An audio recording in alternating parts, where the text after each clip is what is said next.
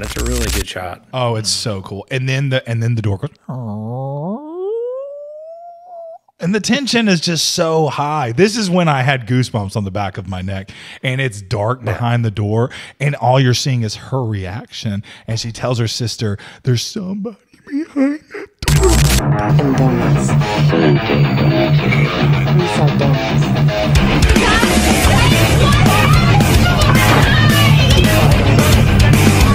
Hey, everybody. Welcome to Blood and Donuts. I'm Tony. And I'm Chris, and we got a special guest with us again, John. John is back in the studio. Nice to see you, John. Good to be back for spooky season. I'm thrilled. Back for spooky season. It's Halloween. Blood and Donuts Halloween special. Guys, I need to know, the audience wants to know, what is your favorite horror movie to watch at Halloween? Let's say I keep Halloween 2 on rotation. And honestly, after this year's, our past podcast, things like that, I'm probably going to add Trick or Treat to that. I think that's a good yearly that you can keep in the rotation there. That's an awesome one. I like that one. How about you, John? I'm an original Halloween purist. Okay. I just love the 78 one. That's comfort watching for me. Me too. I love Halloween. I love Trick or Treat too. I'm going to add that. Again, those are both mine. I watch a lot of. I've already said I watch a lot of kid friendly stuff, which is not horror. I watch Nightmare Before Christmas. I'm watching all the Goosebumps with the boys right now. We're going back the whole full season. We're watching Goosebumps. We're watching Are You Afraid of the Dark? I love Coraline, all that stuff. But as far as horror movies go, that I watch every Halloween, it's going to be The Exorcist. I love a good haunting movie. I love The Conjuring too, which we are watching today. To keep in line with the possession movies, I guess, that we've been doing in October, we did The Exorcist. Yep. And this is very similar to that, isn't it? I didn't notice. I guess I kind of forgot how similar this is to The Exorcist, right? As far as a possession movie goes. It reminded me more of the Amityville Horror haunting. Because, the possession of the exorcism really just took, it really focused on the people. This one is like the house and the land is haunted. So it really reminded me more of the Amityville series. Yeah. That's a good point. Yeah, it was, because it was, we'll get into the spoilers, but it really was land-centric. Yeah, very land-centric. And you know what? Like when you look at it on the surface, just family moves into a house, weird things start happening. You're like, man, I guess I've seen this before. But James Wan, the things that he did with the video, with the camera work and the tension building, and this is such a frightening movie. And I had forgotten how frightening some of these moments were. And I watched this late at night in my garage. I have a TV in my garage, turned all the lights off, watched it by myself. And when I'm telling you, I had chills on the back of my neck. You know what I mean? He did a great job with this. And there's not a lot of gore in this movie. There's not even a lot of cussing or anything like that. It seems like a PG-13 horror film, but it got a rated R just because of how frightening it is what it said by the MPPAA. Is it MPAA? Is that right? MPAA. Okay. And do y'all agree with that? Was it a scary movie for you? You think so? I mean, from the opening, that's not even a soundtrack. Whatever that noise was when the WB logo appeared, and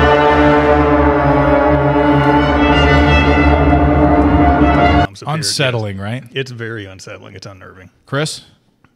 Yeah, I agree. I think it does, and I'll get into it in my rating a little bit, but the first act for me didn't really do too well. Some of the acting wasn't great and the pacing was off, but acts 2 and 3 were fantastic as far as the tension building in the house when stuff starts going off with the family, things like that. But yeah, I agree with John there that it's like a violin and a cicada mix or something. It's really unsettling and off-putting, and the sound design is great throughout the whole film, though. Go ahead and tell you, here at the Blood and Donuts podcast, we start by sharing overview facts and our first impressions. Then each of us will give a donut rating before we go into a scene-by-scene discussion full of spoilers. Go ahead and tell them how that rating system works, Chris. So we rate our movies on a donut scale of 1 through 13. 1 through 4 is terrible. We're not going to recommend that one to you. 5 through 8 is like a mid-range. It's worth a rent if you have time. It's not terrible, but it's not great. A 9 through 12 is great. You would definitely want to check that out. And a 13, that's a baker's dozen tier, guys. That's pretty rare. But it's like a masterpiece of a horror film, and maybe even one of the best of all time. The Conjuring, a 2013 American supernatural horror film directed by James Wan. The Warrens come to the assistance of the Perran family, who experienced increasingly disturbing events in their newly occupied farmhouse in Rhode Island, 1971. It's the inaugural film in the Conjuring universe franchise. Patrick Wilson and Vera Farmiga star as Ed and Lorraine Warren. They are paranormal investigators and authors associated with prominent cases of haunting. Real life events, too, this is based on. And you even see Lorraine Warren in the film a little bit. John, did you get to see any of like the background of where these Conjuring and where this came from and stuff? I've been into this for a while. I love spooky stuff. So I did just learn that Lorraine Warren actually had a cameo in this. So Did you see her? I actually did. I went back and watched it 2 or 3 times to catch her. But I'm aware of the house. Like any Hollywood movie, it's based on actual events. They take a few liberties with it, but the actual story is pretty creepy. Yeah, and so one of the Chris, are you familiar with the backstory as well? A little bit, I read somewhere, maybe when I was researching this, that the actual Perran family like kicked out the Warrens because they couldn't help them at first, or something like that. So Yeah, that was pretty weird. They couldn't help him. Yeah, because they were getting kind of stressed out because it looked like they were just like coming in and doing these like exorcisms, but nothing really was fixing her. Right? It made it mad. Yeah, it just made the demon more mad, essentially. And the daughter of the young daughter who is part of this family has come out and written many books. And I told y'all that I recommend to our audience, the Grimm Life Collective has done a video where they tour the grounds of the original Conjuring house, and they bring on the daughter of this family who talks about the haunting that happened in that house, and specifically the haunting that happened to her mother, who really had the brunt of this, whatever this is. And walked into the house. How did you go? She said that she carried the first moving. But he looked as flesh and blood to me as you do. And as I passed him, I said, "Good morning, sir." And he looked right through me like he didn't even see me, and he was just fixated watching Mr. Kenyon pack. And I don't know if it's real.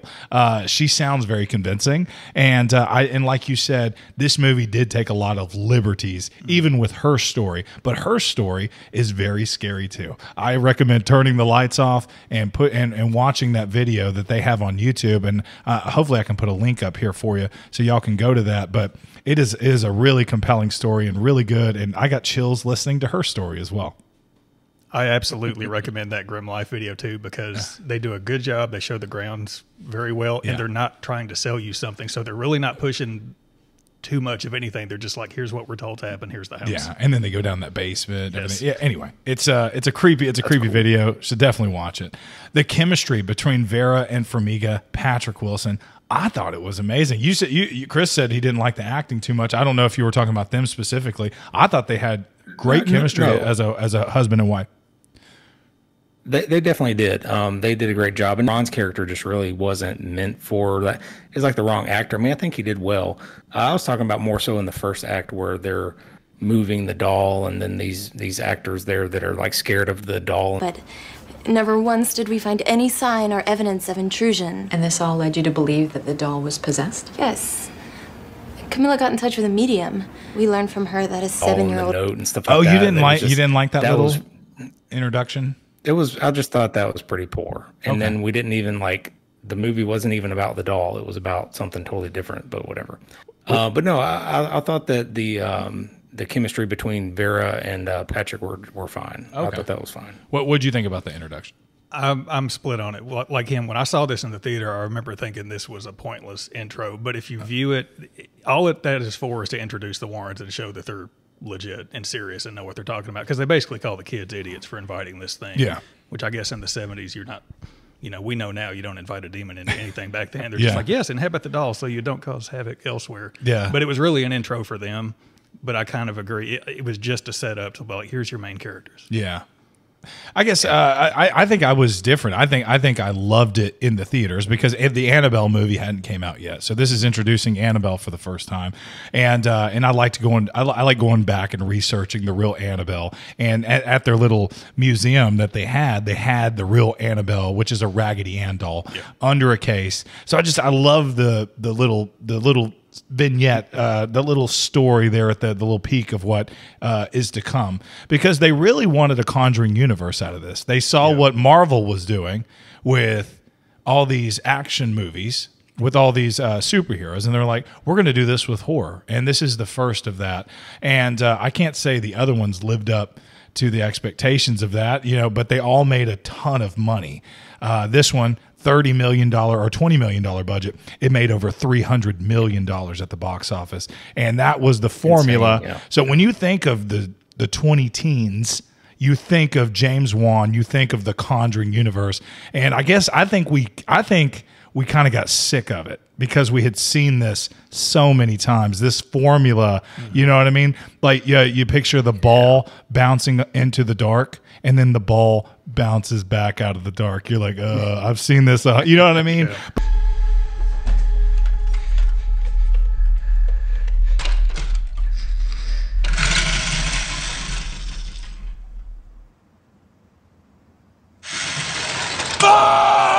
But when this movie first came out, and you saw the claps and it's the first time, you're like, oh my gosh. Yeah. But I feel like it's just been done so many times now. And it's like James Wan found a formula. We've seen it with The Nun, Conjuring 2, Insidious. There's a ton of them.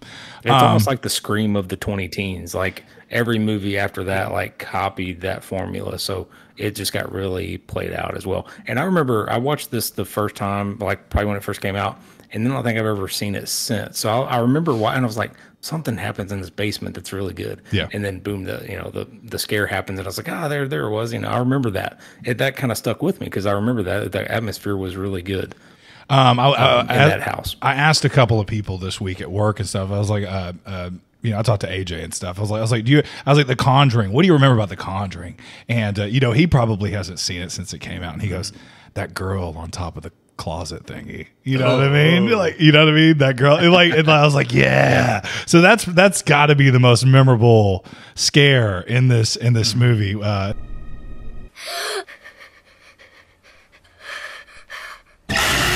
Everybody remembers that girl on top of the closet, or I guess armoire. What would you call that?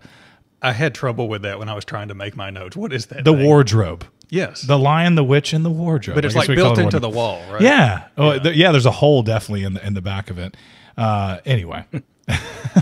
Accurate farmhouse recreation. The filmmakers made a faithful recreation of the actual Perran farmhouse, but with a few changes for dramatic effect. It said that the real events happened in Rhode Island, but they filmed this one in North Carolina. The director, James Wan, y'all will like this. He said this classic was inspired by The Exorcist from 1973, and that we did last week, and also The Poltergeist from 1982. Do you remember that classic? I think we all reviewed it. A couple episodes ago. Yeah, and I think we all kind of enjoyed it. Yeah, we definitely did. Yeah. No one gave it like a mid-tier rating at all. Chris was not a big fan of The Poltergeist, and that's okay. It's all right. He called it a little bit whimsical, and you know what? It was so whimsical. It was produced by Steven Spielberg, and it was very Spielberg-esque. You know what I mean? This haunting is a lot scarier than The Poltergeist. I give you that. Most assuredly. Yeah. Most assuredly, and even like before that, The Exorcist. Yeah, was just fantastical film, and it like didn't have any whimsy about it, so whatever. So you didn't like Ron Livingston's character? Is that his name? I like Ron Livingston. I love him obviously in Office Space. I think he's a fine actor, and he was a fine actor in this movie. It just I don't know, he didn't have the mannerisms of the dude's cursed. Like, he already has 5 daughters, and then he moves his family to this house, and then the dog died. Sorry, spoilers, but they find this secret room, and it's like, dude, get out! You're cursed, buddy. Was the curse the fact that he had 5 daughters? Is that what you just said? That was one of them. You I mean, notice that when was like the first one that I saw. but you notice when his job called him away for that on the road trucking Yes. thing, he was not exactly upset about it. No, he's like, this is half my rate. Oh yeah, I'll take it. Yeah, I'll take it. I'll take it. Like he hears like the girls like another. he hears them in the other room like fighting and stuff. He's like, yes, I'll take it. a quarter my rate. I'll take it. That's hilarious. I love that stuff. You got Ed Warren. Ed Warren's artwork. He was an artist, and a lot of his paintings are shown in the background of several scenes of this film. Oh, that's cool. I didn't know that. I thought that was cool too. Lorraine Warren really helped out a lot with this one. Yeah, they were all consultants on that. Yeah, but Lorraine Warren says that the movie took some liberties as well. I like the I really like the acting from Lily Taylor. I thought she did fine as the mother who's kind of descending into madness. She did a great job. She was in like stuff like Hemlock Grove. Yeah. And she's been in a few other haunting type movies too. She does a pretty good job with those. Yeah, I thought she was great. She was wonderful. All the freaking out scenes and yeah. Oh yeah, some of that was not makeup. She can just make her face do that weird stuff. Yeah. She was awesome. She really was. Right. When they're setting up for the first investigation, there's a song playing in the background called In the Room Where You Sleep. Ooh. That is Ryan Gosling. Are you serious? It's his little duo band that he had back before he got super famous. That's Ryan Gosling singing that song. That's awesome.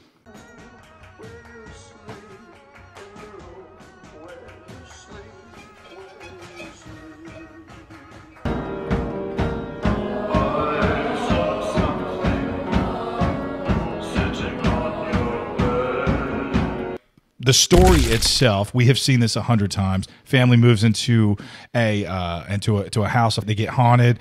A mom gets possessed. But I don't think we have seen it done this well. I feel like this is one of the better ones I have seen. Love the tension that he was building, and I can't. The camera angles were very like Hitchcock, you know, the way like she would, you would look over here and the camera would slowly pan over there. You're letting things happen and your mind is just going places. There's a scene where the daughter is like, it's standing right behind the door. You're not seeing anything. She's just saying it. It's one of the craziest scenes ever. I thought the little girls did a great job. We've already talked about a lot of the actors and actresses, but the little girls, like we've talked about a lot of times, it's hard to get good kid actors, you know, but when they were freaking out, I believe them. You know, some of the scenes, they're getting their foot pulled in bed and stuff, and it's nothing. There's no big effects here. So it's just, I love the storytelling of it. It's very special. Some of the it clips in between, like it'll go from the house to inside the house, or they're doing different things. I feel like the editing wasn't the best, you know. I feel like it was just a little weird. Sometimes we're at the Warrens' house, and I was like, oh, we're at the Warrens' house now, you know, and we're looking at that daughter. I feel like we could have left their daughter out of it, if that makes sense. But I did like a little fluff in there. But I did like seeing their house. I did like seeing their museum of bad things, because I think that was all for future setup. But when you're setting up the future film, I feel like it does feel you feel like it's pushed on you a little bit. All right, so I think it's a couple short of being a perfect horror movie. I do highly recommend this. I highly recommend this in the dark. Turn all the lights off. Watch it. I was creeped out. I've seen 100 horror movies, but man, thousands of horror movies, but man, this one was very special. It was very special when I saw it in the theater, and it was special. I've watched it a couple times since then, and it's a creepy movie. I'm going to give it an 11 out of 13 for The Conjuring 2013. That's fair. That's a fair score. Like you said, I won't touch on everything you did, but some of the acting in the beginning, like especially with the girls that were scared of the doll, it made me think of like Wayne's World 2, where he's like, I know it's a small part, but can we get a better actor in here? And they like swap out the actor. And the guy talks about Gordon Street, you know? I love that part. Gordon Street. One perfect day. And, That is so good. That is so good. but I felt like there was a lot of fluff, like you mentioned, especially with like their daughter. Like there were just extra scenes. Like he was just showing off the museum. Like, hey, where's the Annabelle doll? And it was like a 5-10 minute scene. I'm like, let's move it along. Yeah. But the atmosphere and pacing really picks up in Acts 2 and 3. I'm also going to recommend this movie with a 9 out of 13 donuts. I think it is in that elite category. You know, just some of the acting and a little bit of the pacing early on kind of put me off, but still a great film. Okay. John, what do you think about it? This movie saved me in the 20 teens because we had a lot of bad horror movies come out back then, and this is the first one that appeared, and I was like, I have to see this, and they didn't let me down. Usually I will make fun of a setting in a horror movie. Yeah. When they're in the 80s, it's made now, but they're showing the 80s or the 60s. They almost make a joke out of it. This is a period piece, like the hairstyles, the music, the clothes, everything. Like they lean into it, and you buy it, even though his sideburns are ridiculous. You buy it. Vera Farmiga is just amazing in everything. I love her. She's a great actress. She's got a good look. She looked like Lorraine Warren back then. Absolutely. She does a good balance between like this concerned mother figure, and also she walks in and calls that a demon. It's just a nice mix. I had some concerns with the editing, like you. There were a few times in the dark room where I didn't know where I was at. We'd bounce between their house and then the Warrens' house. I always have a third act problem with movies. It never ends the way I want it to, but that's a me problem. I can't really put that on the movie. So at the end of this, and I was like, okay, I guess that's what we're doing. Not really a them problem. That's on me. Yeah. But I love this movie. That's a 12 out of 13 just because I have a problem with perfection, and I just couldn't go over it. 12 out of 13. I like it. Good scores, guys. The Conjuring. The Conjuring's a great, an elite. Yeah. Elite movie, man. Good one for Halloween. Good one for spooky season. All right, guys. So if you haven't seen this film, where did you watch this, Chris? It was on Max for me. It was free on Max. Nice. I had to buy it on Amazon. I've owned it since 2014. Oh, that's nice. I donated. I donated all my DVDs to the library in Smyrna. Yeah. I went up there and just gave them. I was just like, why do I need these? And now I hate myself. No, I'm glad I helped out my community. But anyway, sure. Anyway, so I own like 7 DVDs. Beetlejuice. I own Beetlejuice. You know those things you can't live without. But it's you didn't want to give that one to the community? No, they don't get Beetlejuice. The thing, here's the thing, and it's in a place where I don't want to go get it. So if I ever want to watch Beetlejuice, I buy it again on that's how lazy I am. I suck. Anyway, if you haven't seen The Conjuring, where have you been, guys? It's been out for a long time. It's a great horror movie. It's a great haunting movie, and the sound bites, and you're hearing things happen, and they talk about the smells of rotten eggs and stuff like that, rotting flesh. It's it's a very visual, smelly, all the senses. You know what I mean? So turn it up, turn the lights down, and enjoy this thing. Let's spoil it.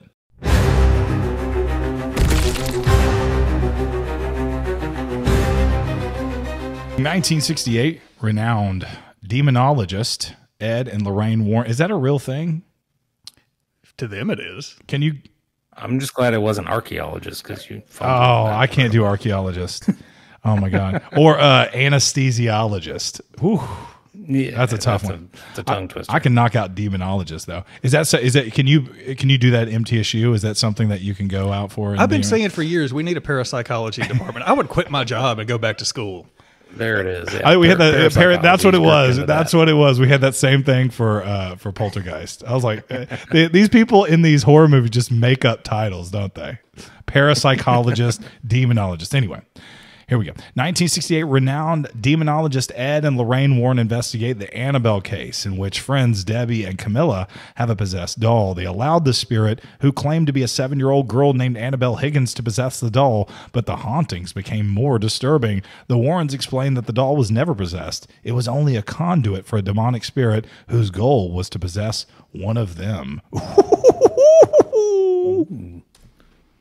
Nice end game there, and this movie really it set me up, and I was like, oh, this is going to be about like a doll the whole time. But I guess this is, like you said earlier, it's kind of like part of this whole universe where they're going to come back to the Annabelle movie later or something like that. So you kind of have to watch these in order or something. I don't know. Yeah, I guess you should. I mean, they came out. Yeah, they came out in the order that they wanted them to come out. But I think the Annabelle case happened first. Yeah. So that's why it was showing it first. But but the Annabelle movie came out after The Conjuring. But Ed and Lorraine Warren, I remember in the 90s, way before any of these movies came out, they did documentaries about Ed and Lorraine Warren. And of course, their museum, their basement there in that house where they had all these artifacts. I knew about these artifacts. That's why this was such, I feel like the community, everybody knew somewhat about, and especially the Amityville Horror, they investigated that. You know, so they helped that family out too, right? So it was like, it was something like they're going to make a movie about Ed and Lorraine Warren and all of the things that they investigated. Annabelle, Amityville Horror, which I don't think they ever made a specifically Ed and Lorraine Amityville Horror, right? No, that was actually part of They it. had a Yeah, they were trying to get an Ed and Lorraine Warren movie off the ground for years, and it just ended up being The Conjuring instead of Amityville. Okay. Yeah. Okay. Well, Amityville had enough sequels as it didn't need any more. Not Ryan Gosling, Ryan Reynolds came out with a Amityville Horror the remake, as well. yeah. In the early 2000s. Yeah. I thought it was pretty good. That was actually decent. Yeah. For what it was. Yeah. And Chris Chris, was on our queue for a minute, but we never got around to it. you owned the classic back in the day. You had it on VHS. I did. I owned 1 and 2. Yeah, Yeah, it was like a double We would watch it all the time. double VHS tape. I didn't like the second one, but the first one was really good. Always. Anyway, so yeah, like that. This movie opens and you got the Annabelle for the first time. And she's not talking like Chucky or anything like that you would expect, but she's just like, you know, they kind of get rid of her and then she's not where she's supposed to be. That whole trope. And then like there's like, you walk into a room and there's just stuff written all over the walls and stuff like that, right? No one ever sees the doll do this. That would make it creepier. Like, that's why It Chucky would. was scary. It was silly, but it was scary. Also, Annabelle never scared me. I've known about Annabelle for years. Yeah. The scariest thing about the doll in this movie is that hairstyle. Those bangs are a cry for help, as they are on everyone. But I just don't. We've done the doll thing. Like, it's a great movie. Yeah. Didn't love the intro. That's just me. Yeah, I get it. And again, it was just, I mean, I think the creepiest thing, we've seen her so many times. I think the creepiest thing was you seeing Annabelle for the first time. And this is a creepy looking doll. The doll itself they did a good job. It's been out for over a decade now. So you've seen Annabelle so many times. I think you just seeing the doll back then, you were like, why do they own this? You know what I mean? Anyway, so 3 years. At least put like a sheet over it or something where you can't look at it. You know what I mean? Like it's in a case, but put a sheet over it. Ugly. The real one was a Raggedy Ann doll. So it was just like, It's not as creepy. not as creepy. Yeah. 3 years later in 1971, Roger and Carolyn Perran move into a farmhouse in Harrisonville, Rhode Island with their 5 daughters, Andrea, Nancy, Christine, Cindy, and April. Their dog, Sadie, refuses to enter the house. The family discovers a boarded up cellar in the house, and paranormal events occur within the first few nights. I'm going to stop there for a second. So they're moving in. Dog doesn't want to come in, huh? Immediately move. It's like the second leg of the curse. I trust the dog. Always believe the animal. Yeah. Another thing, why do they like hide and seek? Okay. Hide and clap. What the hell are you thinking? You know what I mean? Not only is this dangerous, this is the creepiest freaking hide and seek game I've ever seen in my entire life. Hide and clap. Yeah. I know we're a sensitive Especially society. in a brand new freaking house. Yeah. There's stairs. There's a cellar.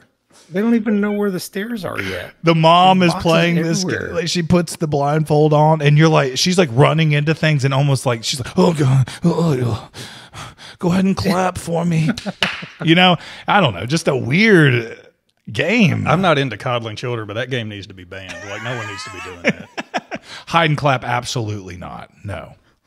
I mean, they had Monopoly in the 70s. Go just get out the Monopoly and y'all sit there and play. Yeah, or go play by that Hide creek. and clap in a new house. Go play. You have a go jump in the water outside. You got your own pond. Yeah. Play on that tree. There's a rope swing. There's a rope dangling from Yeah, the swing from the rope and jump into the water. No, I'm just joking. Put a tire on that thing. Oh my goodness. Yeah, so they're moving in, and dog doesn't want to come in. The girls are like playing around the house and stuff, and they find this cellar. Dad goes down to investigate With matches. with matches. They didn't have flashlights yet in 1971. A lot so of questionable choices in this movie. the mom, it sets it up because the mom uses matches later. Yeah. And is there anything worse than trying to see something with a match? First off, you can barely light a candle with a match. I mean, it only lasts for a couple of seconds till it burns your fingers, but it does help with the creepiness, right? And that is the That good one part match of it. lasted a long time. Which one? One of the matches that he lit earlier, or when they lit it up later, like it lasted forever. I was like, damn, So he held it just That's a good perfect. match there. He held it just perfect. You got to hold it up. Yeah. Man. Every clock in the house stops at 3:07 a.m. Carolyn awakens with new bruises each morning. That's the mom. Sadie's found dead in the yard. Carolyn and Christine both encounter a malevolent spirit. The only death in this movie? The dog? Yeah. The dog? Yes, it is. The current death. A lot of death in the past. Yeah. Yeah. Wow. So in this part of the movie, I was wondering why Dead Meat didn't do a kill count on it. it'd be a very short, just the dog. All right, thank you for Yeah. So like, so in this point, you're just seeing the mom. Every morning she's waking up with a new bruise. Yeah. Right. She accuses the husband. And yeah, Playfully. Did you do this to me last night? He's like, I don't remember doing that. Yeah, and they're talking about christening the house. Like, dude, you don't need to christen anything else. You already got 5 daughters. Yeah. Easy on the christening. I was thinking about that rickety farm bed being so loud throughout that house. I was like, there's no, like, it would be like, I was, you know what I mean? Like, there's nothing on the walls yet. It's yeah, like I was just like, I don't think everything. that's a good idea. Everybody's going to hear you, right? Untapped potential. I mean, they completely ignored it. What did you think about Carolyn and Christine both encountering the spirit? This is a slow thing unfolding, right? Yeah, it's a slow build. I just get hung up on that scene you were talking about earlier where they're in there at night, that she's doing the behind the door thing. Like, that haunts me. It's such a slow build, and then suddenly it's this intense. First of all, both of those actresses need trophies for that. That was incredible. Yeah, because there's nothing there. It's like she's in bed. She goes, stop. She's sleeping, and she goes, stop grabbing my foot, like that. And then she goes, stop farting. Did you fart? Oh my god. Which is normal stuff that people. I shared a room with my brother. There must have been an evil spirit in there every single night because oh my god, it smelled like rotten fart every. No, okay. So anyway, so she's like, it smells like fart in here. Stop! I'm not farting. Shut up. And then and then she does this thing where she feels her foot pull. She looks at the edge of the bed. Sister's not there.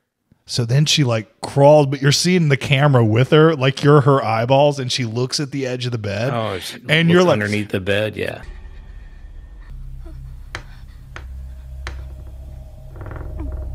First off, she's the bravest kid ever. Normal reaction to have is to cover up. Under the covers. Because demons, everybody knows demons and ghosts can't mess with you if you're fully covered. Yes, it's a fabric thing. They can't get through it. That's how I felt safe. I was like, yeah, knives can't get to you or anything, right? But anyway, and then she does that, and then she does the unthinkable. She looks under her bed, which is crazy. Yeah, nothing there. Everything's upside down. It's a really good shot. Oh, it's so cool. And then the door goes. And the tension is just so high. This is when I had goosebumps on the back of my neck. And it's dark behind the door. And all you're seeing is her reaction. And she tells her sister, there's somebody behind that door right there. And there's someone behind the door. I'm sitting there, where? I'm thinking, am I about to see it? That's a crazy scene. Yeah. That is so freaking good. And the girl's like, there's nobody that she gets up to stand and the sister's like, he's right behind you. Oh my God. It's so good. I didn't like that. I loved it, but I hated it. Then the door slams. Yeah. Oh, pure darkness. Pure darkness. What a crazy scene. Very minimal, just minimalistic. They didn't need a lot there. Not a lot of gore, nothing, just darkness and 2 very good child actresses. Carolyn, the actors carried it. For sure. Oh yeah. Carolyn contacts the Warrens. Carolyn contacts the Warrens after she wakes up one night. She hears the kids playing, but the kids are not playing. They're all asleep. And then the freaking all the pictures fall off the damn wall. Yeah. Yeah. That's when she's scary. She's like, what's going on? Carolyn contacts the Warrens, conducts an initial investigation during which Lorraine, a clairvoyant, sees the dark entity has latched on to the family so that even leaving the house will not free them. To gather evidence, they place cameras and bells around the house with the help of their assistant, Drew Thomas, and police officer Brad Hamilton. My hero. What do y'all think about this part when they're meeting the Warrens? Initially, like they're just kind of like the Warrens are kind of like they're trying to like show them as part of the family here. You know, he's going to help him fix the car up. Everybody, this is like the eye of the hurricane, right? Because you're finally seeing the family be happy again. You know, Yeah. like they're all eating, they're all happy and smiley. And what do you think She's about like, the house hadn't felt like this in a long time. It was like, y'all just moved in. y'all like moved last in week. 3 What are you days talking ago? about? No, just that's the truth. But yeah, they're making pancakes, talking about going out to like get ice cream and stuff. And you can see, I mean, the Warrens and the police officer have provided like this security blanket for the family. So you can really kind of feel that. I felt it too as the viewer, you know? Yeah. Even though they did actually nothing, there's just more human bodies in the house, but it helped them a lot. Yeah. Lorraine Warren has had her own issues in the past. She has gone to these investigations, and it looks like she has seen visions that have absolutely they hurt her physically and emotionally. Ed talks about that she didn't eat. She didn't come out of her room for about 8 days. So in the beginning of this movie, it kind of glosses over that. Ed's a little hesitant to even bring her along to any of these investigations anymore. Yeah, he didn't want her there. Yeah, and you see why, because you're seeing Lorraine walk around the house, and she's seeing very disturbing visions. She's seeing black shadows attached to the family members. Specifically Carolyn and one of the sisters, I believe, maybe two of the sisters, I don't remember. Yeah. But she's able to see Rory in that freaking mirror. Oh, I hated twisty.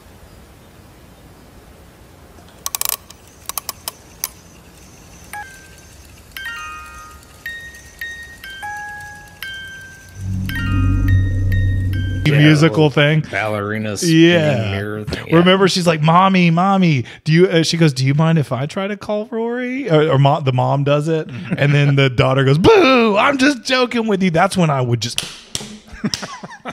you don't do that Someone's to mommy. in timeout. You don't do that to mommy. Now I'm breaking your musical thing. No, but Lorraine, she does it, and she's able to see Rory way in the back, which I think Rory could have looked a little bit scarier than he did. It just looked like a pale child. Yeah, I wanted Rory to have like black or like red eyes and be a black demon looking thing, but it's cool. She goes outside and she sees a woman hanging from a tree. That was pretty cool. Yeah, I did and they built that tree. I found that out later. Really? So that was really cool. Man, I was hoping they just like, this is the house. I found, they had that sounds a little bit. That sounds a little bit more reasonable. The fact you can tell they're proud of the tree because it's like on the cover. It's on the cover. Yeah, we spent $30,000 making this tree.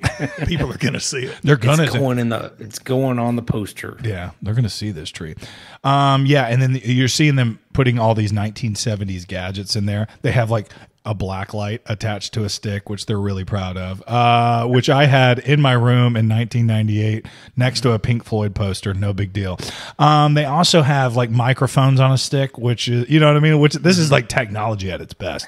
They also had some bells on that they put on the door handles. Yeah, just so they could see when the door's open. Yeah, just really the pinnacle of technology here. The camera's triggered by string attached to the door.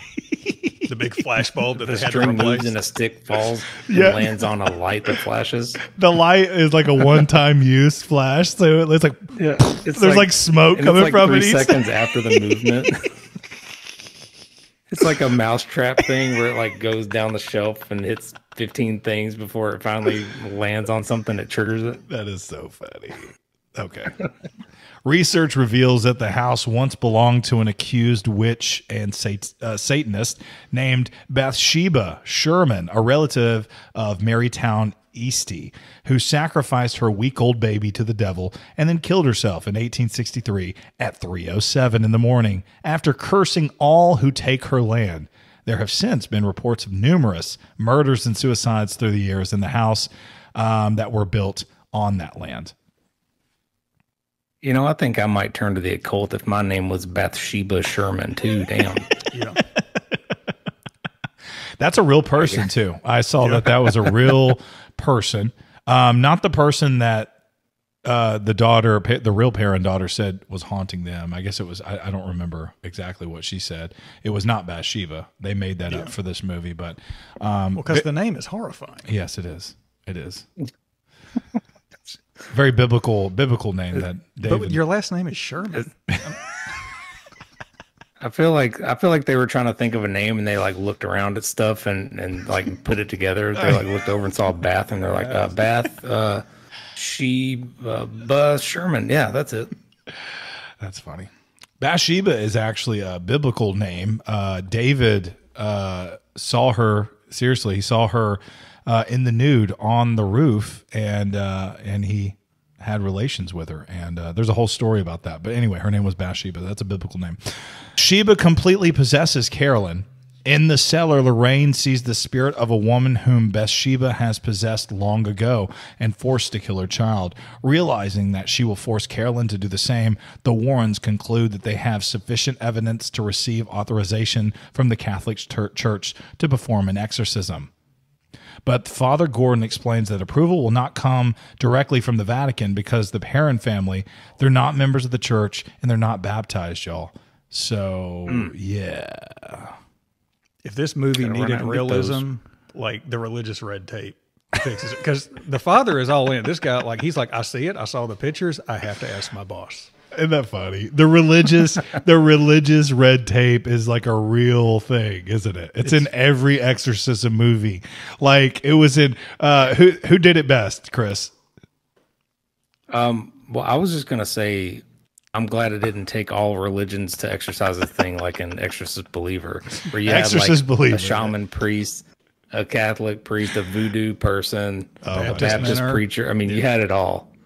Like it's like so and then in Act 2 we spend 20 minutes trying to get the exorcism done, but the guy's like, no, we're not going to do it because we don't have enough evidence. And I love a good religious red tape for an exorcism movie. That's hilarious.